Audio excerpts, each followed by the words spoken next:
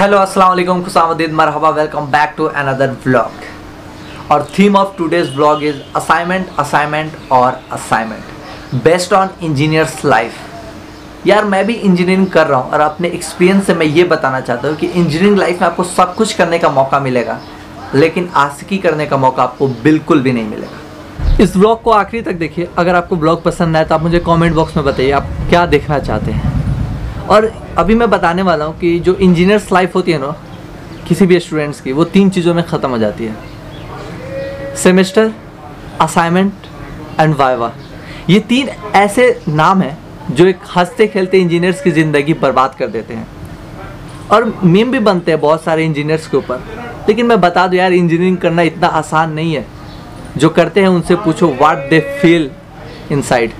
जब लॉकडाउन हुआ था ना तो ऐसा लगा था हाँ यार, जो गैप चाहिए था ना लाइफ में वो मिल गया, और उसका अच्छे से हमने फ़ायदा भी उठाया। खाना, सोना, पबजी खेलना, नेटफ्लिक्स पे मूवी देखना, कोई टेंशन नहीं, कोई प्रेशर नहीं पढ़ाई का। लाइफ एकदम स्मूथ चल रहा था। फिर अचानक एक ट्विस्ट आता है, टीचर। फिर वो भेजते हैं नोट्स, फिर वो भेजते हैं असाइनमेंट्स, फिर वो बोलते हैं बेटा रेडी करो क्योंकि वाइवा होने वाला है। अरे असाइनमेंट छोटे मोटे नहीं यार, बनाने में 2-2 दिन निकल जाते हैं और सेम होना भी नहीं चाहिए। तो धजिया उड़ा देते हैं यार टीचर, मतलब खुश रहने ही नहीं देते हैं बच्चों को। ऐसा हाल होता है इंजीनियर्स के। और हर ब्रांच में एक ऐसा बंदा जरूर होता है जिसको सारे डिपार्टमेंट के बारे में नॉलेज होता है कि कौन से क्लास में कितने लड़के और कितनी लड़कियां हैं, कौन कमिटेड है, कौन सिंगल है, किसके साथ कुछ बात बन सकती है और किसके साथ नहीं। देखो यार, हम इंजीनियर्स के पास ना पैसे हमेशा ज़रूरत से कम और कॉन्फिडेंस हमेशा ज़रूरत से ज़्यादा ही रहता है। डेट शीट 3 मंथ पहले आते हैं, लेकिन हम पढ़ते 1 दिन पहले हैं, क्योंकि हमारे अंदर इतना कॉन्फिडेंस होता है ना कि नहीं, हम वो सारे सब्जेक्ट 1 दिन में सारे सिलेबस कंप्लीट करके हम पेपर दे सकते हैं। This is the power of an engineer. अब मैं एक पॉइंट की बात करूँ ना, लोगों के पास म्यूज़िक सेटअप होता है, गेमिंग सेटअप होता है जहाँ वो स्ट्रीमिंग करते हैं, कंपोजर जो होते हैं उनके पास उनका अपना सेटअप होता है। हम इंजीनियर्स के पास ना 3-4 सेटअप होते हैं। वो होता है ड्यू टू कोविड-19 online class setup, notes setup, assignment setup. ये सारी चीज़ें हम एक सेटअप बनाते किस लिए कि टीचर असाइनमेंट भेजते जाए, नोट्स भेजते जाए, हम उनके अपना काम को कंप्लीट कर कर उन तक पहुंचाते जाए। तो चलिए मैं आपको दिखाता हूं अपना ऑनलाइन सेटअप जहां पे मैं अपने सारे काम अभी फ़िलहाल कर रहा हूं कोविड-19 की वजह से। So let's see my setup.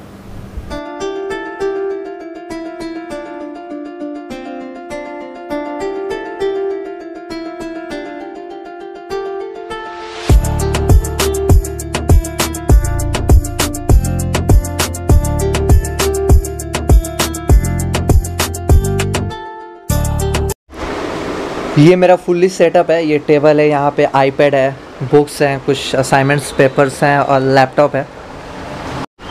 Laptop मैं बेसिकली तब यूज़ करता हूँ जब मुझे नोट्स में कुछ चीज़ें समझ नहीं आता और मुझे कुछ डाउट्स क्लियर करना होता है, तब मैं यूट्यूब का हेल्प लेता हूँ। वहाँ पे मैं लैपटॉप का ज़्यादातर यूज़ करता हूँ।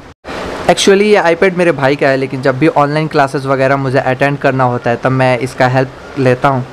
ईज़िली हो जाता है इस पर चीज़ें। और ये है हमारा मेन बुक, इंजीनियरिंग मशीन, जो कि बहुत ही इंपॉर्टेंट होता है। अगर आप मैकेनिकल इंजीनियर हैं तो आपके लिए बुक्स पढ़ना बहुत ज़रूरी होता है। एंड ये असाइनमेंट से जो अभी मैं कर रहा था, लेकिन आप राइटिंग पे ध्यान ना दें क्योंकि मेरी राइटिंग बहुत गंदी है।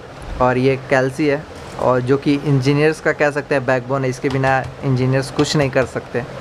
तो ये बहुत इंपॉर्टेंट रोल प्ले करता है। और इधर कुछ मैंने अभी किया था, ये सारी चीज़ें मैं रखा हूँ। अभी तमाम पेजेज़ हैं मेरे पास जो कि मुझे अभी करने हैं। तो लेट्स सी व्हाट हैपेंड। लेकिन हाँ यार, इंजीनियरिंग लाइफ बहुत गंदी होती है, हालत ख़राब हो जाती है। आई होप अभी तक आप वीडियो देख रहे हैं। और अभी जो मेन पॉइंट है ना, इस पॉइंट को लाना बहुत ज़रूरी था इस वीडियो में। तो बहुत सीरियस है यार, प्लीज़ आप इस वीडियो को लास्ट तक देखिए, इस ब्लॉग को प्लीज़। तो यार देखो, मेरे हर सेमेस्टर में ना 9 थ्योरी पेपर और 6 प्रैक्टिकल, टोटल 15 हो सकते हो। तो यार कुछ लोग ये कहते हैं कि बेटा इंजीनियरिंग कर ली ना, ज़िंदगी झंड हो जाएगी, अब जॉब नहीं लगेगी। और आप देखते होंगे इंस्टाग्राम, फेसबुक पोस्ट डाले जाते हैं कि आफ्टर इंजीनियरिंग कोई रिक्शा चला रहा है, कोई ठेला चला रहा है, कोई गन्ने का जूस बेच रहा है, कोई घर बना रहा है, कोई कूड़ा उठा रहा है। क्यों? तो उसको जॉब ही नहीं मिली। ऐसे कैसे हो सकता है यार कि कोई स्टूडेंट 4 साल अच्छे से पढ़ाई कर रहा है, अच्छा मार्क्स ला रहा है, उसके पास नॉलेज है और उसे जॉब ही नहीं मिल रही। इट कांट बी पॉसिबल यार। आई डोंट नो वाई, लेकिन लोगों की ये मेंटालिटी बन चुकी है कि अगर मैं इंजीनियरिंग कर रहा हूँ ना तो मुझे अच्छी जॉब नहीं मिल सकती। क्यों नहीं मिल सकती? क्या है असली सच्चाई एक इंजीनियर की? आज हम उस पर बात करेंगे और जानेंगे कि रियलिटी क्या है। ज़्यादातर लोग इंजीनियर्स के बारे में निगेटिव थॉट रखते हैं और निगेटिव बातें करते हैं, लेकिन मैं एक इंजीनियरिंग स्टूडेंट हूँ तो मेरा ये फ़र्ज़ बनता है कि मैं पॉजिटिव बातें करूँ, पॉजिटिव पॉइंट्स आपके सामने रखूँ, जो कि सच्चाई शायद बहुत लोगों को नहीं पता है। तो मैं बताना चाहता हूँ, सचिन बंसल, विनी बंसल जो कि फ्लिपकार्ट के फाउंडर थे, वो CS इंजीनियर है IIT दिल्ली से। विनय शंकर शर्मा जिन्होंने पेटीएम बनाया, वो DCA से इंजीनियरिंग किया। रेड बस, ओला, उबर, क्विकर, ये जो जितनी भी ऐप्स वगैरह हैं, ये सारे एक इंजीनियर ने बनाया है। हम और आप अभी बात कर रहे हैं, आप मेरी आवाज़ सुन रहे हैं, मैं आपको बोल रहा हूँ। It's all happen because of engineer. हम व्हाट्सएप पे बातें करते हैं, इंस्टाग्राम पे स्क्रॉल करते हैं, वहाँ पे अपनी पिक्स डालते हैं, वहाँ पे बातें करते हैं, बहुत सारी चीज़ें करते हैं, फेसबुक, इंस्टाग्राम, व्हाट्सएप पे। ये सारी चीज़ें हैपन हुआ क्यों? एक इंजीनियर्स की सोच की वजह से। अलग अलग फील्ड के लोग इसमें काम तो करते हैं, लेकिन इसके पीछे की लॉजिक जो साइंस जनरेट किया है ना, वो एक इंजीनियर ने किया है। लेकिन कोई इसकी बात नहीं करता है। सब यही कहते हैं अगर इंजीनियरिंग कर ली तो ज़िंदगी झंड। वो ऐसा क्यों कहते हैं, पहले इसको जानने की कोशिश करते हैं। देखो यार, हमारे देश में ना लाखों करोड़ों की तादाद में इंजीनियरिंग कॉलेज हैं जो ये कहते हैं आओ बेटा एडमिशन ले लो, no criteria, nothing, no terms and condition, बस पैसा जमा करो, एडमिशन ले लो। और ये सारे कॉलेजेस ना एक यूनिवर्सिटी के नीचे चलते हैं। उनका कुछ क्राइटेरिया होता है, कुछ चीज़ें होती हैं। उसमें कुछ स्टूडेंट्स ऐसे होते हैं जो अच्छे से पढ़ लिख लेते हैं, पास आउट हो जाते हैं, उनको तो जॉब लग जाती है। लेकिन जो घिस पीट के पास होते हैं उनको जॉब नहीं मिलती है। फिर आती है जॉब की बारी। अब जिस स्टूडेंट्स के कंसेप्ट क्लियर होते हैं, लॉजिक जनरेटेड होता है, उसके स्किल डेवलप होते हैं हाई लेवल पर, तो यार उसे तो जॉब मिल जाती है, क्योंकि वो इंटरव्यू क्रैक कर लेता है और उसे जॉब मिल जाती है। और जो लोग फर्रे से पास हुए रहते हैं, नकल करते हैं, जो घिस पीट के पास हो जाते हैं, डिग्री मिल जाता है, वो इंटरव्यू क्रैक नहीं कर पाते और उन्हें जॉब नहीं मिलती है। अब हम ओवरऑल बात करें तो हमारे देश में 30 से 40% इंजीनियर्स ऐसे निकलते हैं जिनके अंदर कोई नॉलेज नहीं होता है। बीटेक में एडमिशन ले लिए, फर्रा पर्ची चला के पास हो गए, जॉब नहीं मिली, बस डिग्री मिल गई और बाहर निकल के बोलेंगे यार मैंने इंजीनियरिंग किया, मैंने मैकेनिकल इंजीनियर हूँ, यार मुझे नहीं मिल रहा जॉब। भैया कैसे मिलेगा? तुम्हें पता भी है मैकेनिकल इंजीनियरिंग होता क्या है? देखो यार, आप कोई भी कोर्स में हो, आप इंजीनियरिंग कर रहे हो, MBA कर रहे हो या किसी भी कोर्स में हो, आपका वो जॉब तभी मिलेगा जब आपका स्किल डेवलप्ड होगा और आपका कंसेप्ट क्लियर होगा और आपके अंदर नॉलेज होगा आपके फील्ड के बारे में। अगर मैं इंटरव्यूअर हूँ और मेरे सामने दो बंदे हैं, एक के पास स्किल्स और नॉलेज, कंसेप्ट सब है और एक के पास कुछ नहीं है, तो एज अ इंटरव्यूअर मैं यही सोचूंगा कि अगर मैं 100 रुपये दे रहा हूँ तो अगर मैं आपको 100 रुपये पे कर रहा हूँ तो 100 रुपये के बदले आप मुझे क्या दे रहे हैं?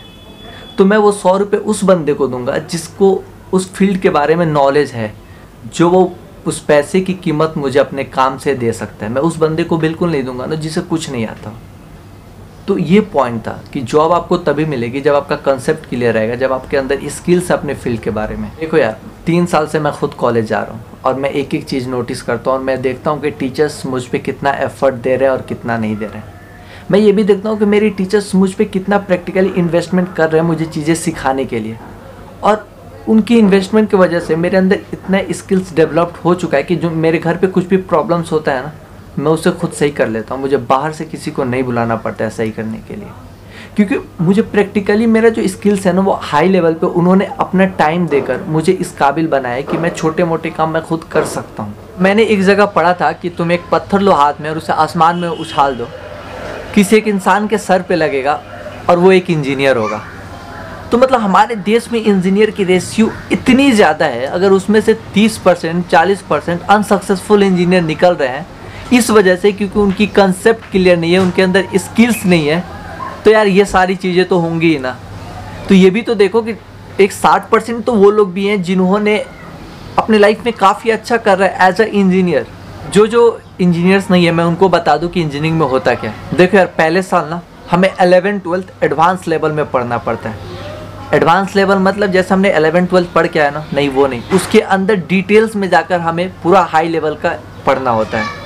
जिसमें 6-6 महीने के अंदर एक सेमेस्टर आता है और उस सेमेस्टर के अंदर 6 महीने के अंदर 7 से 8 एग्जाम्स होते हैं, जिसमें असाइनमेंट भी दो, वाइवा भी दो, एग्जाम्स भी दो, सेशनल्स भी दो। वो सिर्फ नाम के 6 महीने होते हैं, एक्चुअली वो होते हैं 4 महीने की, क्योंकि 2 महीने तो छुट्टी में ही निकल जाते हैं। उसमें इंटरनल्स भी होते हैं, एक्सटर्नल्स भी होते हैं, फिर नया सेमेस्टर स्टार्ट होता है, उसमें फिर से 7-8 सब्जेक्ट्स आते हैं, 6-7 प्रैक्टिकल आते हैं, फिर से उस चीज़ को रिपीट करो। तो आपके पास टाइम ही नहीं बचता यार, इंजीनियर्स के पास टाइम ही नहीं होता है।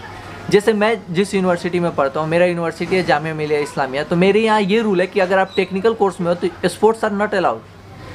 टेक्निकल कोर्स के लिए स्पोर्ट्स अलाउड बिल्कुल भी नहीं है, क्योंकि वो डायरेक्ट बोलते हैं कि यार तुम्हारे पास टाइम ही कहाँ होता है कि तुम स्पोर्ट्स खेलोगे। इतने सब्जेक्ट पढ़ने के बाद एक अच्छा इंजीनियर निकलता है। हाँ, मैं मान रहा हूँ कि हमारे यहाँ का एजुकेशन सिस्टम बहुत ख़राब है, क्योंकि हमारे यहाँ थ्योरेटिकल पे ज़्यादा ध्यान दिया जाता है मोर देन प्रैक्टिकल नॉलेज। और मुझे ऐसा लगता है कि practical knowledge are very important more than theoretical knowledge, क्योंकि जब आप एक इंजीनियरिंग डिग्री लेकर जब आप बाहर निकलोगे तो आपको एक ऑफिस में काम नहीं करना, आपको एक ग्राउंड लेवल पे काम करना पड़ेगा। तो वहाँ पे आपका प्रैक्टिकल स्किल्स कितना है वो डिपेंड करता है। जो लोग कहते हैं ना कि इंजीनियरिंग तो ये चुटकी का खेल है, कर लेंगे, यार आप एक सब्जेक्ट पढ़ो किसी इंजीनियरिंग का, आपको समझ में आ जाएगा कि इंजीनियरिंग करना कितना डिफ़िकल्ट है, कितना वक्त लगता है, कितना टाइम लगता है, कितना माइंड लगाना पड़ता है, कितना इंसान जो इंजीनियर होता है कितना वो फ्रस्ट्रेटेड होता है अपने लाइफ में, सिर्फ वही जानता है। ऐसे भी इंजीनियरिंग कॉलेज है हमारे देश में जो कि सिर्फ नाम के हैं, वहाँ पे इंजीनियरिंग की पढ़ाई होती नहीं, सिर्फ डिग्री दी है, तो वहाँ तब लैब भी नहीं है। अब विदाउट लैब आप कैसे एक इंजीनियर बन सकते हो? और इस चीज़ को सही सिर्फ हमारी गवर्नमेंट कर सकती है। वो भी कैसे कि आप लिस्ट बनाओ, रेड मरवाओ गवर्नमेंट से, वो लोगों से जो फ्रस्ट्रेटेड हैं, जो पैसे नहीं लेते हो, जो अपनी काम ईमानदारी से करते हो। अब एक आप बात बताओ, कोई लड़का 10th कर रहा है, 11th 12th कर रहा है, अगर वो प्राइवेट कॉलेज से इंजीनियरिंग कर रहा है तो वहाँ भी 4 से 5 लाख रुपए लगते हैं। वो 4 से 5 लाख रुपए इन्वेस्ट करके, यार वो जूस वाला तो नहीं बन सकता, ठेला तो नहीं चला सकता, रिक्शा तो नहीं चला सकता ना यार, कुछ ना कुछ वो अपने लाइफ में कर ही लेगा। ये वीडियो बनाने का मेन मोटिव ये था कि कल मैंने एक कॉमेंट पढ़ा था और उस कमेंट में कुछ ये था जैसे कि आप स्क्रीन पे देख रहे हैं। तब मेरे दिमाग में एक ट्रिगर हुआ और मैंने सोचा क्यों नहीं यार इस पर एक व्लॉग बनाते हैं। फिर मैंने दिमाग में आया कि यार असाइनमेंट भी मुझे बनाना है, तो मैं असाइनमेंट्स के साथ साथ मैं इस चीज़ को भी शूट करता हूँ और आप तक लाता हूँ। तो आई होप आज का व्लॉग आपको पसंद आया। अगर पसंद आया तो प्लीज़ हमारे चैनल को सब्सक्राइब करना ना भूलें, लाइक शेयर एंड कमेंट करें। और अगर ये वीडियो आपको पसंद आया तो इसको लाइक करें, नहीं पसंद आया तो आप डिसलाइक कर दें, नो प्रॉब्लम। तो आज के लिए बस इतना, हम फिर मिलेंगे एक नए ब्लॉग में, तब तक के लिए खुदा हाफिज़।